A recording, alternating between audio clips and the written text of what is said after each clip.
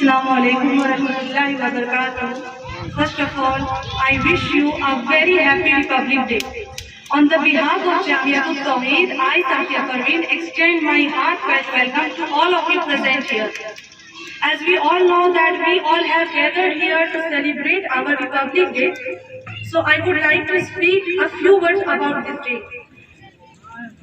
This was the day in 1950 when our country became republic and we got our constitution. But do you know, for the formation of this constitution, it took 2 years, 11 months and 18 days. And a total expenditure of rupees around 6.4 million. And that's how we got the best ever, the longest written constitution of the world.